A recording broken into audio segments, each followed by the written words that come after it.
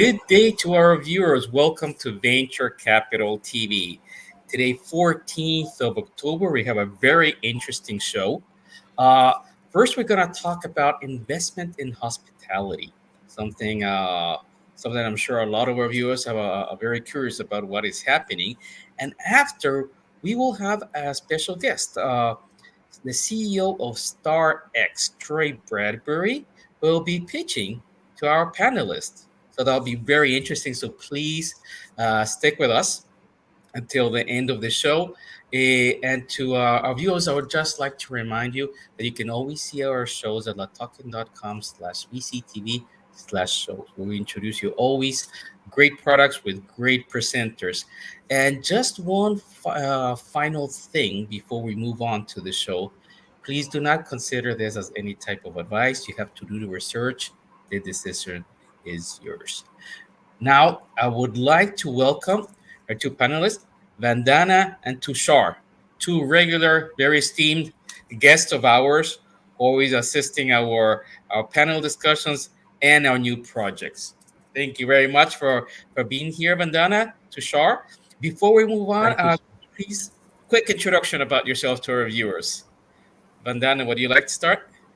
Sure. I was in Singapore and Jakarta for 15 years in investment banking, and I had my own family office fund there. This is my 7th year back in India. I did investments, then I went back to advisory. Currently, I'm connected with 300 investors globally. We pick up global deals. We are sector agnostic. Apart from this, I'm one of the most well-known boutique investment banks in India, led by a female founder. I'm also a venture advisor with Loyal VC, having a core portfolio of 160 investments in 35 countries. My expert opinion is sought in leading business news channels like VCTV and Business World. I've given 160 plus talks all over the world. I'm also selected as the top 10 women leaders in wealth management 2021. And my brand Convanto comes under the top 10 women entrepreneur brands. I want to thank the entire team of Latoken TV for having me here. And once again, looking forward to a fruitful discussion today. Thank you very much for that fantastic introduction, Vandana. Tushar, please.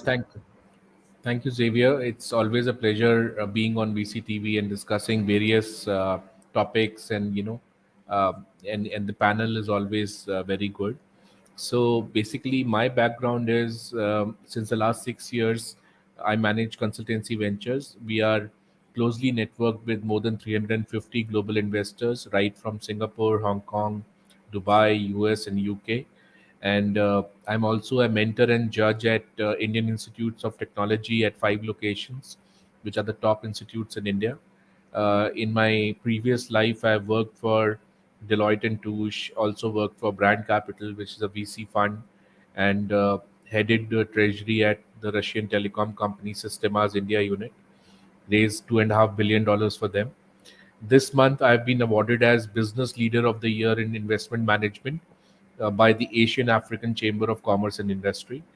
Over the years, I've arranged funding for tech and non-tech startups, and my opinion is sought by the business news channels like CNN News 18 and Business World and Business and Economy.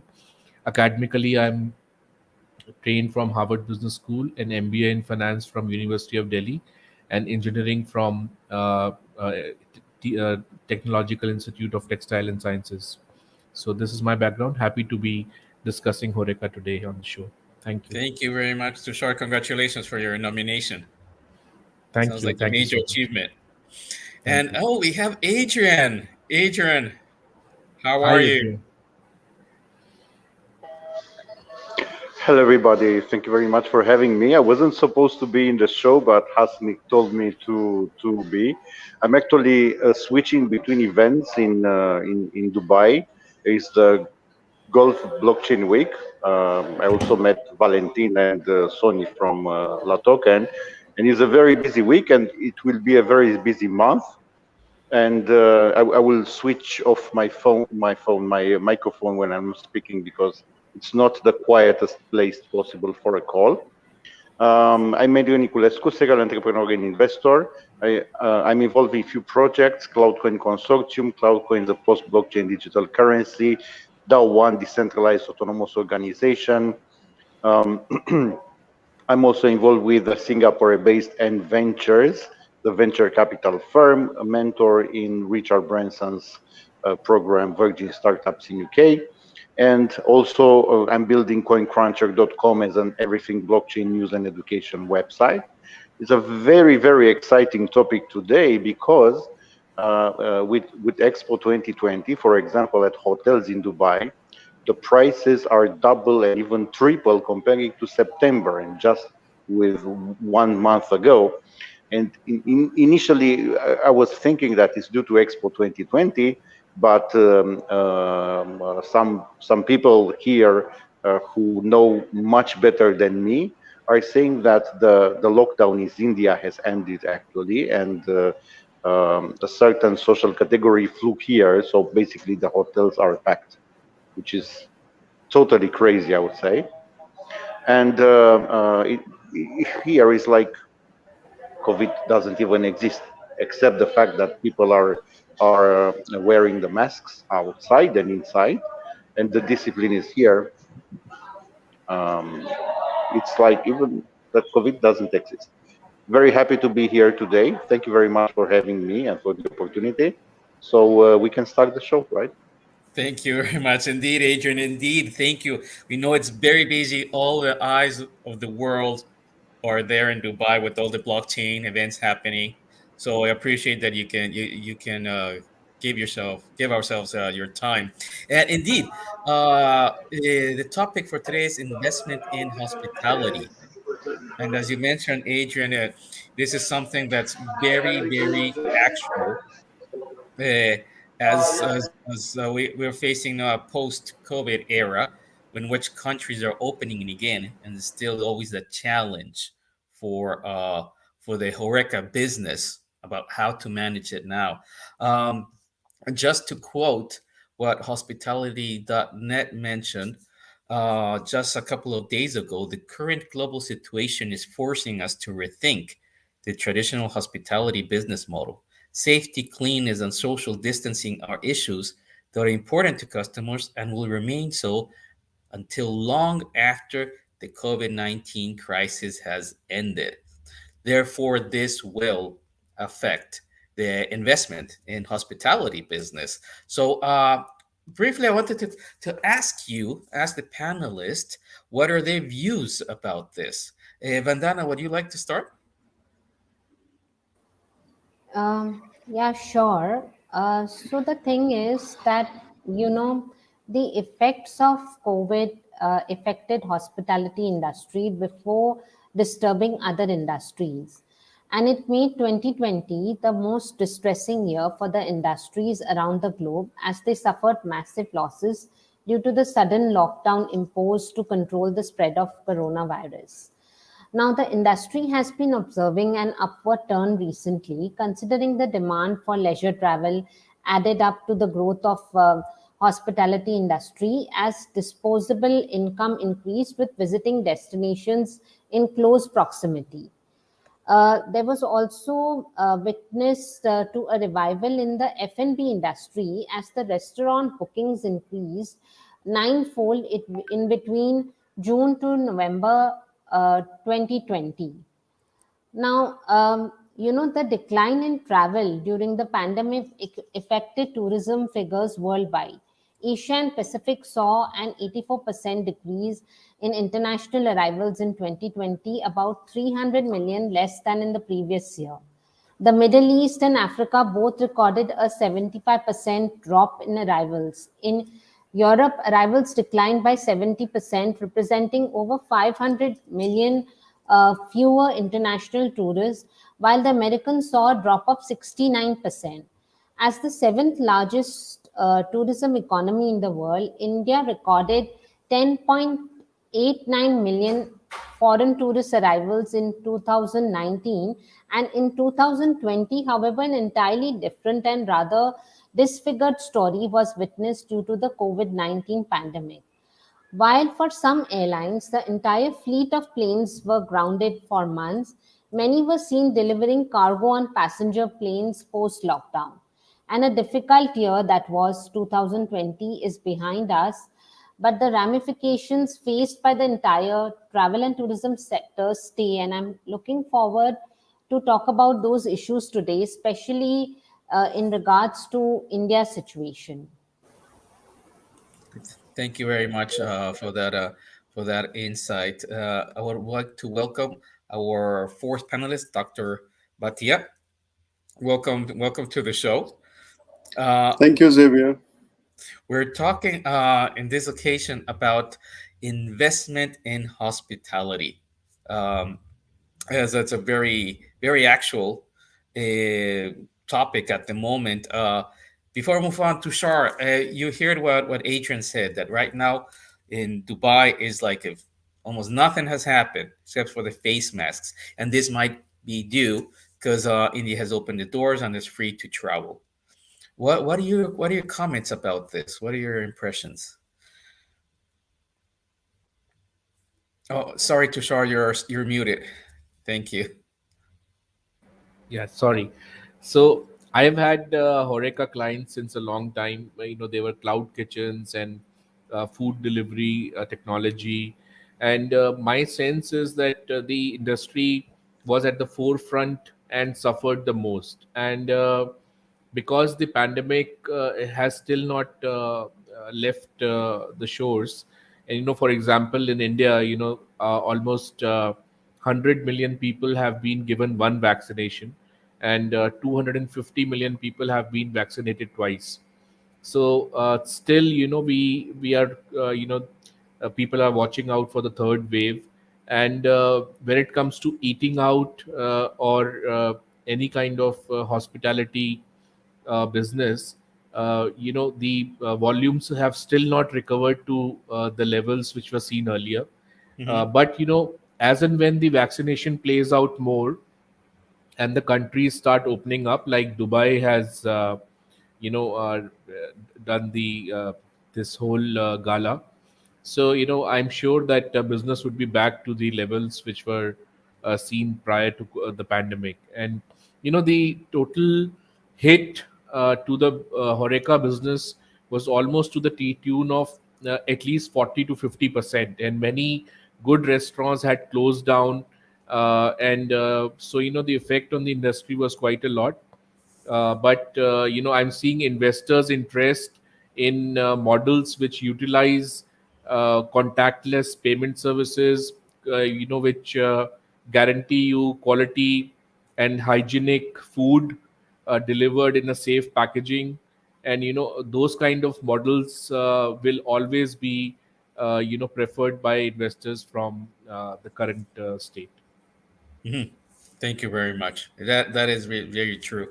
I can see that in different markets as well, that they're preferring one type of, let's say, sealed envelopes. Now, Dr. Bhatia, I would like to request two things from you. First one, if you can give us, please, a brief introduction about yourself. And the second one, your comments on this topic about investment in hospitality. Thanks, Xavier. I think this is the first time I'm interacting with you.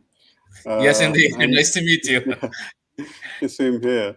I'm Dr. Saurabh Bhatia. I'm based out of Pune. I help startups get funded, and uh, I don't think there's any more introduction. Regarding the topic that you're saying about hospitality,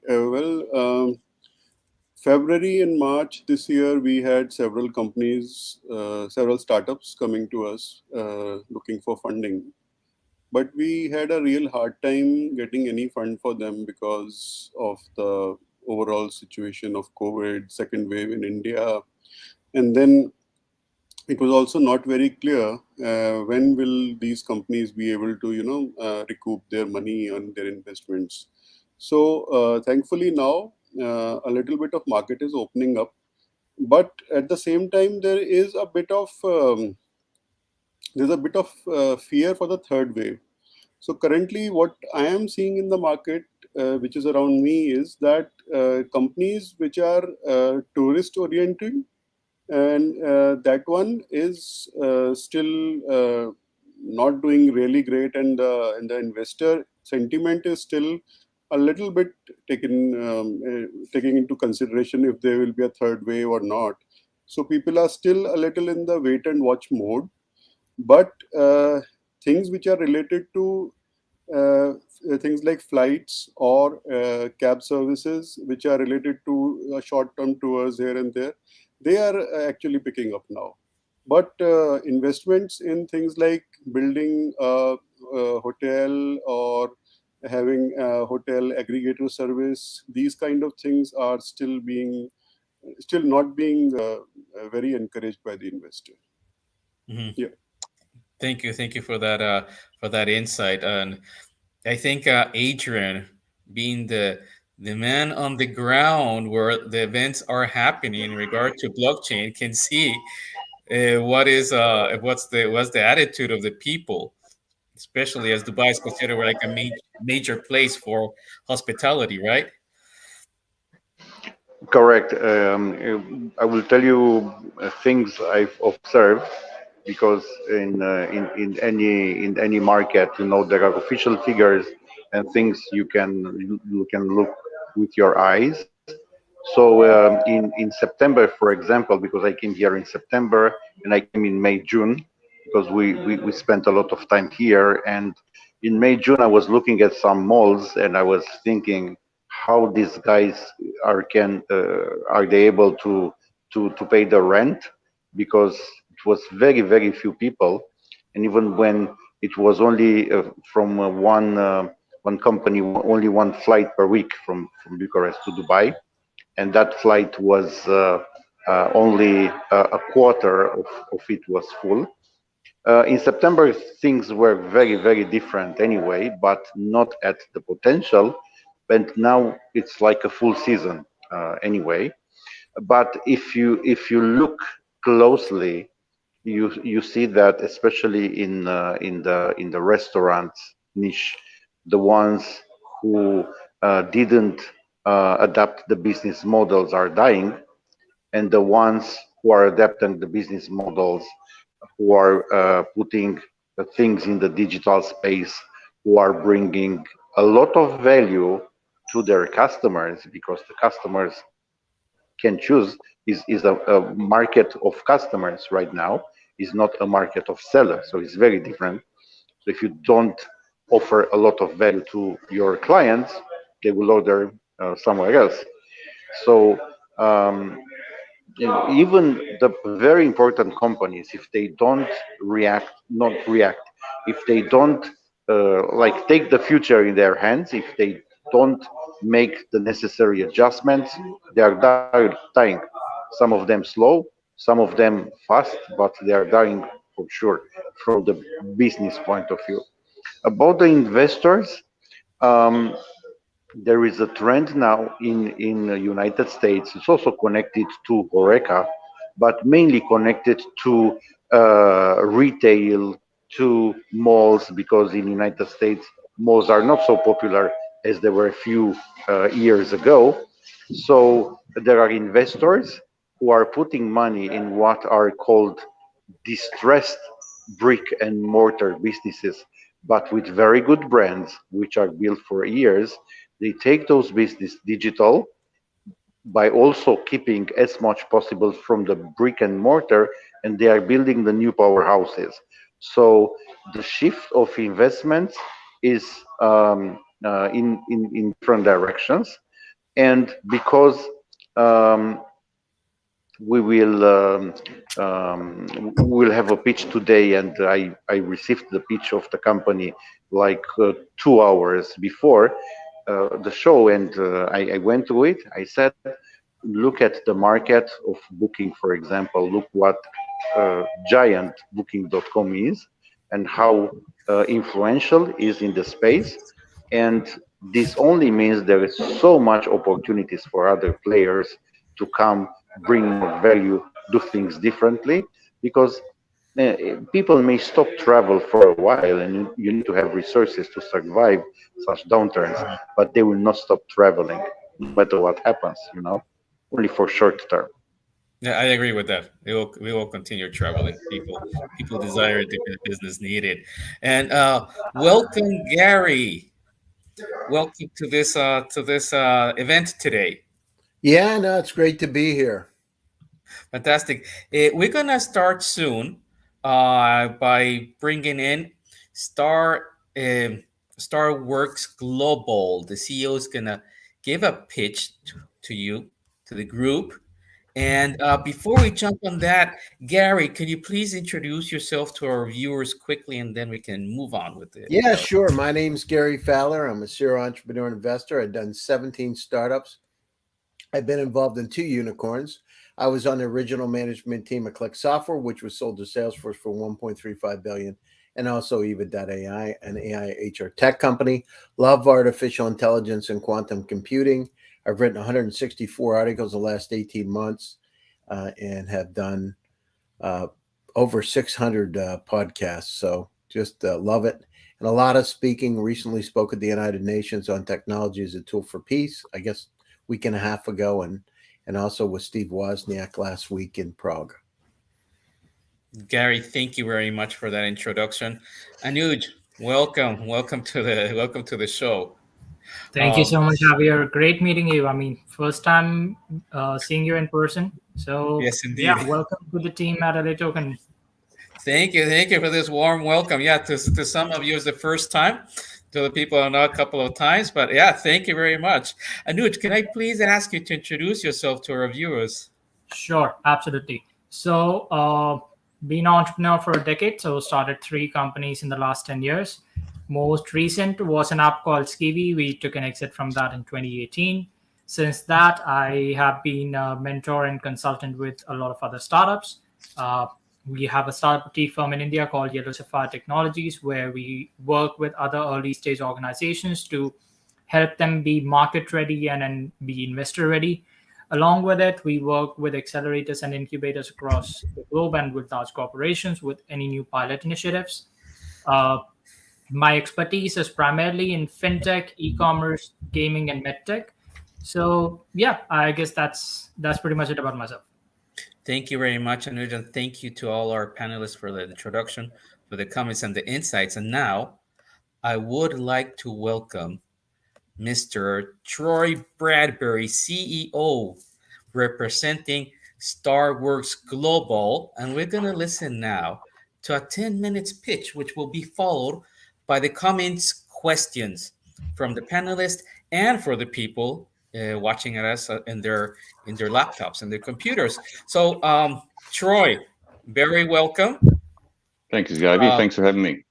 Please feel free to start your pitch. If you have any material to share with us, please feel free to do so. I will do. And then I'd like to thank LA Token for the opportunity to be on VCTV, and obviously all the investors that are here today as well. So I'll just share my screen, as I do have a pitch document. Just bear with me.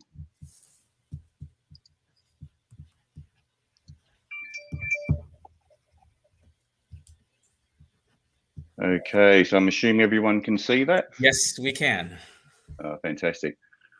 Okay, well, thanks again for the opportunity to be able to present. Obviously we're talking about StarX today, and I'd like to invite our investors to join us on our journey to help stimulate and revitalise the global tourism and hospitality industry. So to begin with, just a little bit of background about StarWorks Global. We're a Singaporean corporation. Our head office is based in the beautiful international tourist mecca of Bali, Indonesia. And we have a 20-year history within the hospitality and tourism industry. So we currently have bricks and mortar operations in Bali, which includes luxury villas, bar, massage, nightclub, and restaurants. So we do have some insights into the industry itself. And what I'd like to present today is our StarX token, but also in particular our Star One initiative, which is a marketing platform which is helping us to commercialize, or basically promote and commercialize, an ecosystem of blockchain technology-based products and services to help stimulate the global tourism and hospitality industry. And underpinning that is our StarWorks token, which is the native currency of our ecosystem, and that's what we're seeking investment for. So to begin with, and this is obviously following on from the conversation from the panelists before regarding COVID-19, which has obviously decimated, globally, but also predominantly also the tourism and hospitality industry. So although that does present some challenges, we also see there as being an opportunity there for us to position ourselves to take advantage for when tourism returns, both domestically and internationally. So when it comes to looking at some of the problems inherent in the industry, both those caused by COVID-19 and also some of the archaic problems that have been in the industry for probably a number of years. So COVID has obviously decimated the industry. Some other issues: costly transaction fees via traditional banks, loyalty and reward points program limitations, and obviously that's relevant to the industry as a whole. Limited use of blockchain and other leading technologies, limiting funding to the industry, and a lack of infrastructure and support for businesses. So our solution to combat these issues lies in our integrated ecosystem of blockchain tech-based products and services that are all interlinked. There's a little bit of a snapshot there, but I will run through some of these in the following slides. So from a technology perspective, we have our Star token series. So we have our StarWorks token, which is based upon the Ethereum ERC777 standard. And we also have a couple other tokens that come under our StarXS series, and they're linked to some of the products within our ecosystems. And I will talk about that a little bit later. We have our operational ERC20 crypto wallet, and we are also looking to develop our own proprietary blockchain under our Star Chain banner. Under products and services, so we have Star Points. So this is our loyalty and rewards program.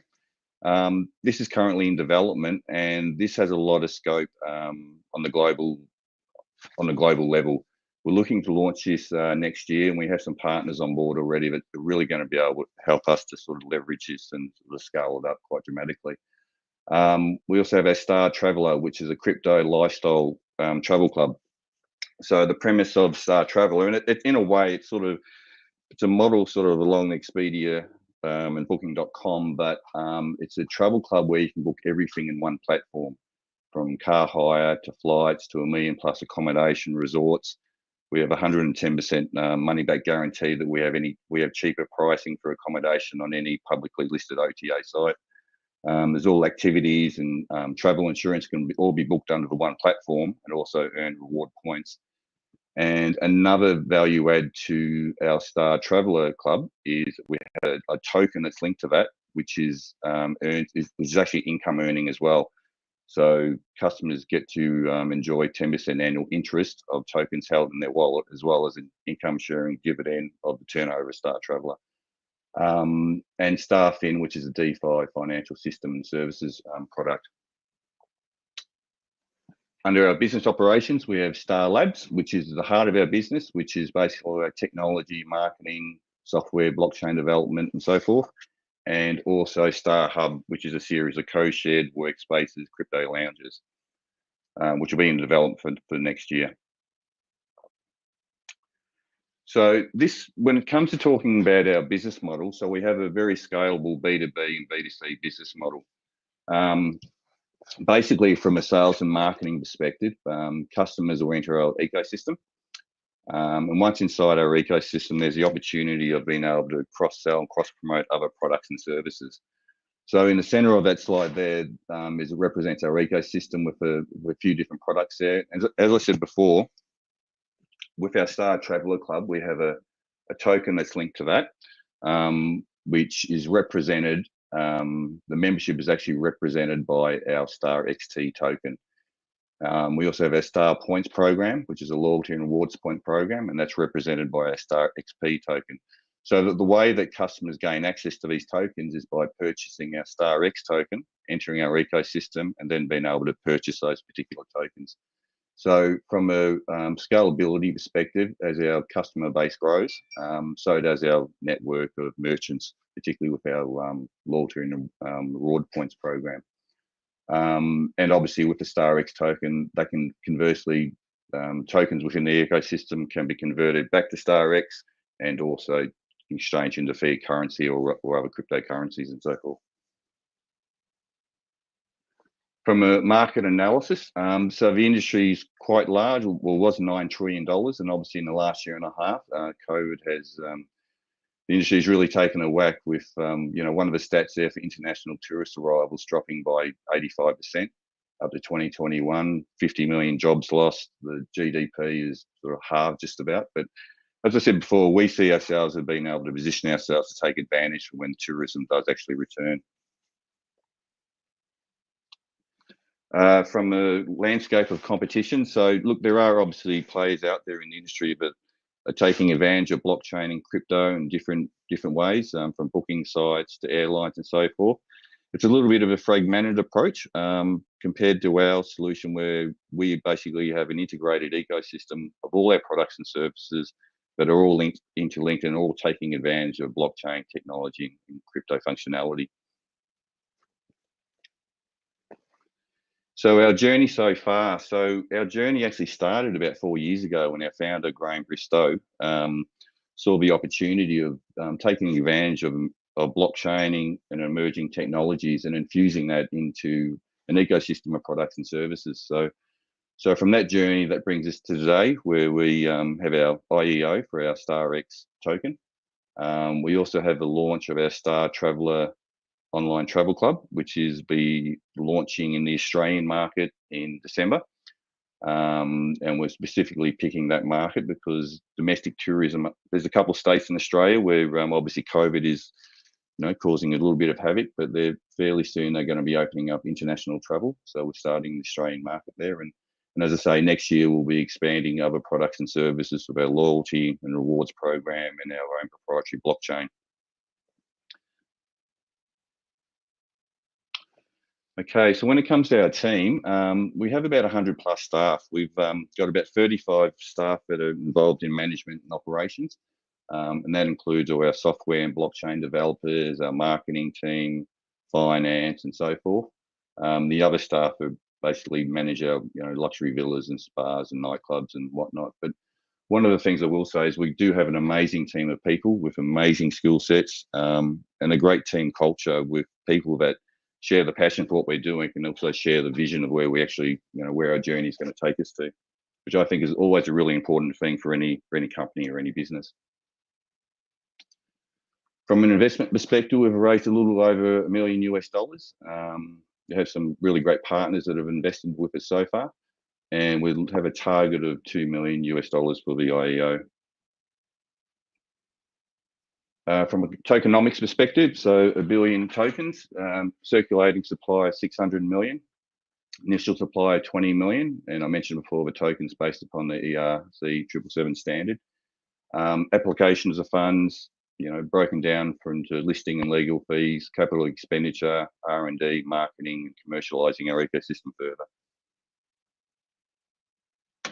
Financial projections, so we have some fairly aggressive growth that we're looking at when we start commercializing our products and services next year and then scaling that out exponentially.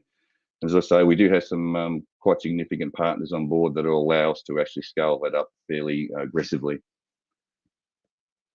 And linked to that is the revenue streams that we're linking to most of our products and services, whether it be for memberships or transactional fees for the loyalty and rewards points program, even advertising and marketing that our Star Labs internal team will manage as well. And once we start introducing other products and services in our ecosystem, we'll obviously take advantage of that from a revenue generation perspective as well.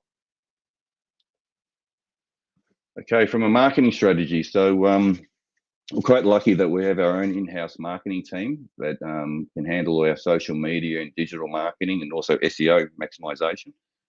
A major focus for us is going to be our affiliate program, which is going to allow us to get a global reach to be able to push out all our different products and services. And as well as some of our business partnerships where we can leverage off mutual networks and do cross-promotional marketing activity as well.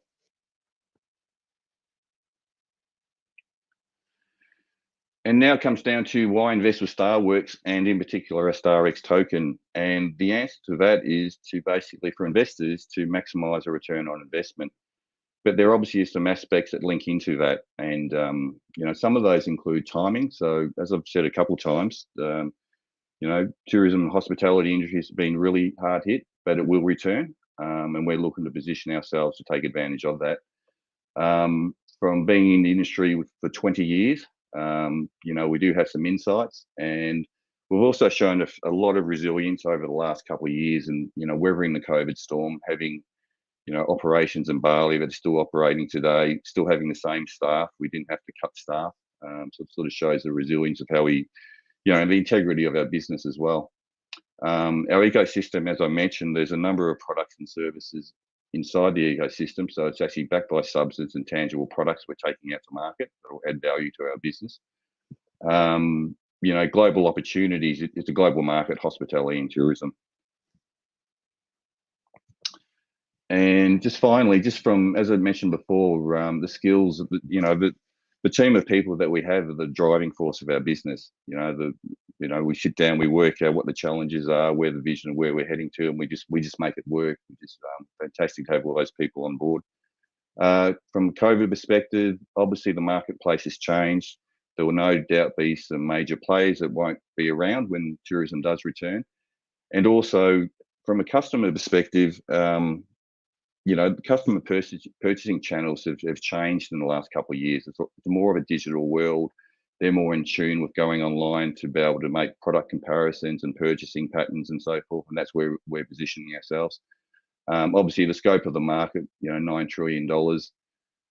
As I mentioned before, the opportunities to maximize return on investment is to get in early, which is why we have the IEO. And finally, and probably importantly, is our vision for where our business is and where we're going. The passion that we infuse into that, and just the culture that we have for a company, both internally, how we treat each other, and the relationships that we have with our customers, with our merchants, and our investors alike.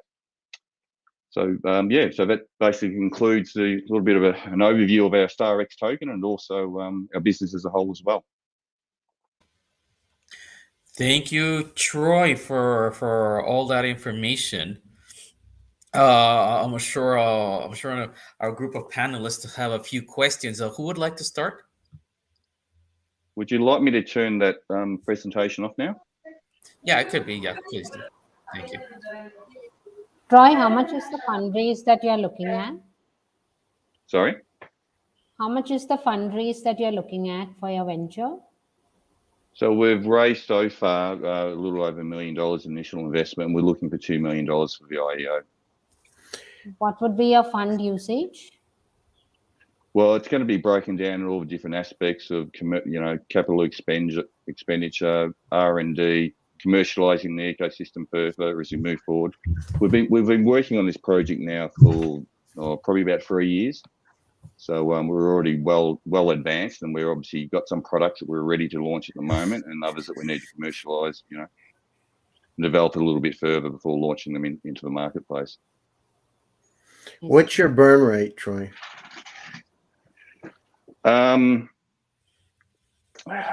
Look,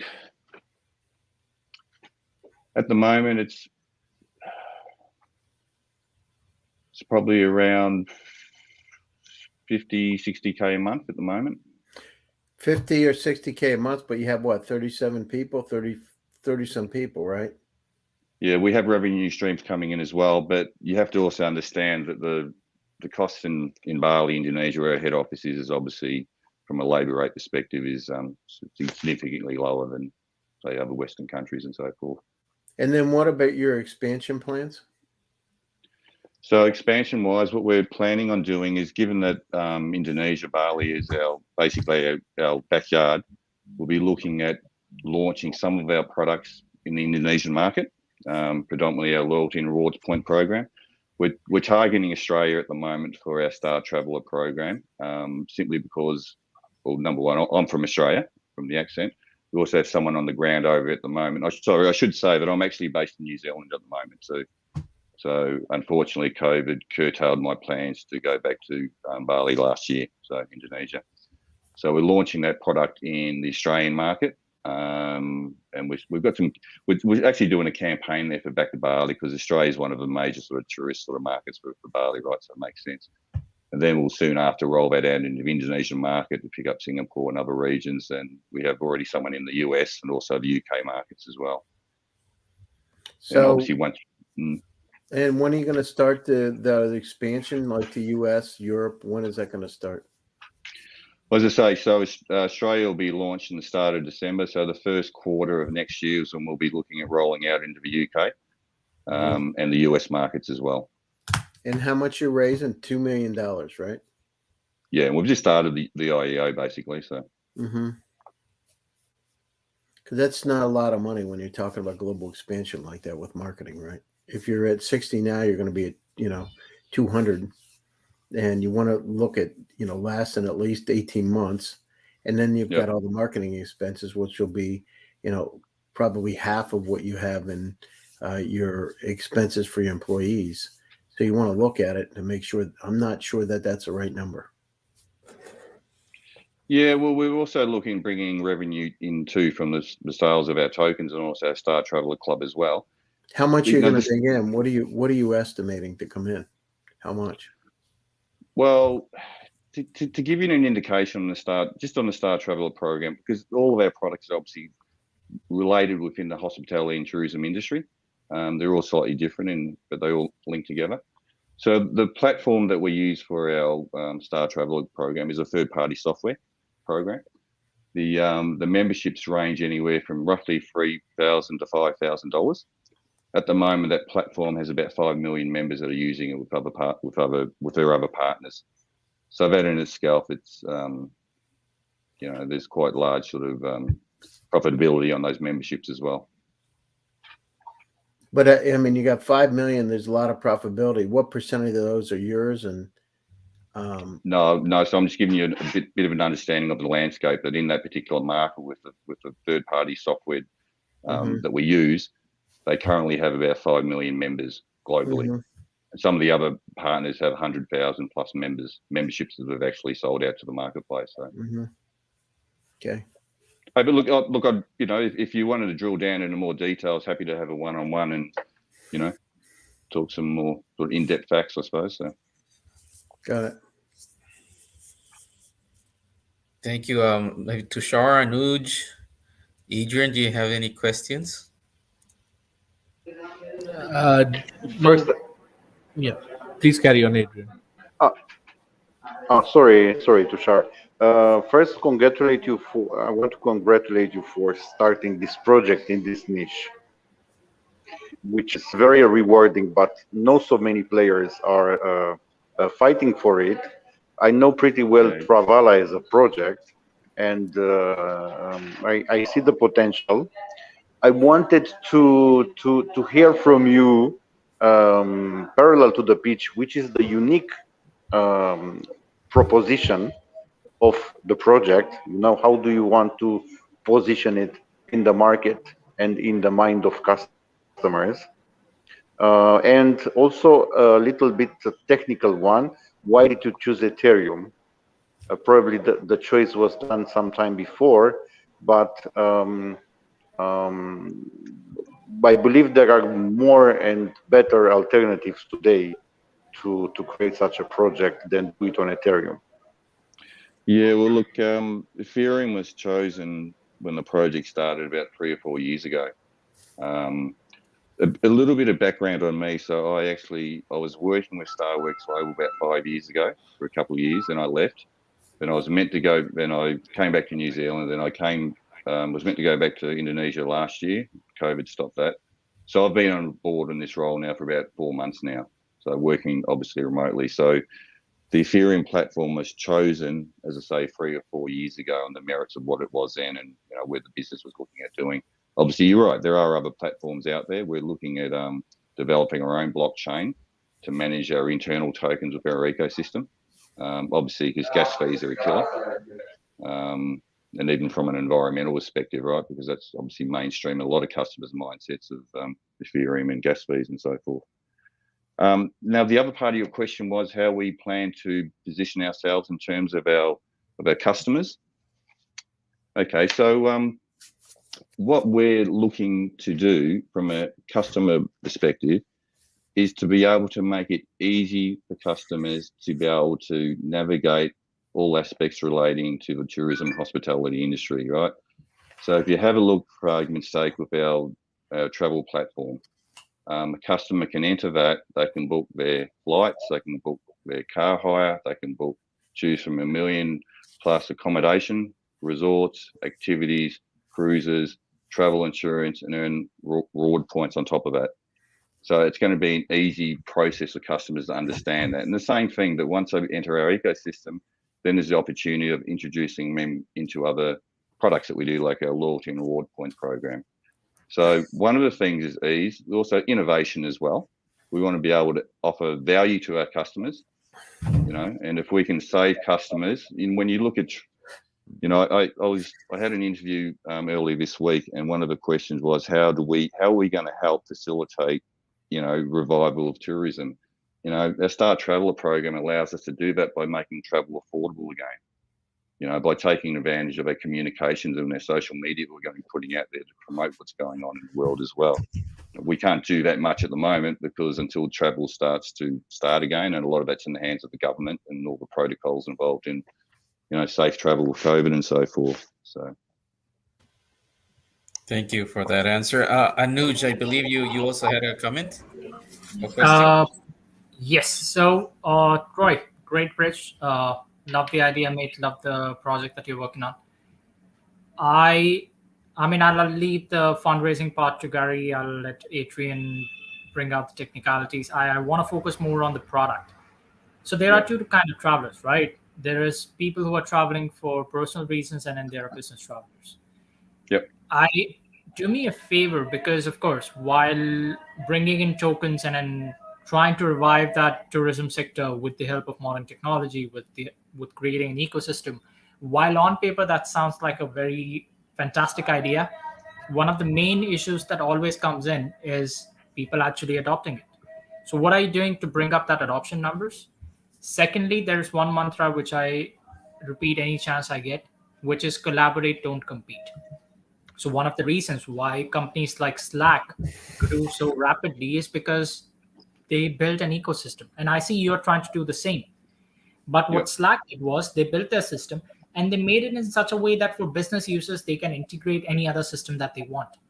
So if I, as a business, use some set of tools, I can go ahead and integrate that onto Slack and sort of work with it. And it allowed that freedom for every other business to adopt that. How are you doing that? While, of course, StarX and StarWorld is creating that ecosystem, it is still a very closed loop ecosystem. So it's still competing with the Expedia, with the Vago and another major players. So for a business client, it becomes a hurdle. I don't know why I should get involved with this, especially when my employees are going to be booking tickets. For a personal user, that again becomes a closed ecosystem. I would much rather use an American Express or a JetBlue card and then just book my tickets directly. So how are you opening up that ecosystem, and then how you're actually collaborating and then bringing up those adoption numbers? Okay, so you've touched upon quite a few different points there and a few different questions involved in that as well. So, okay, so if I start on the collaboration perspective, right?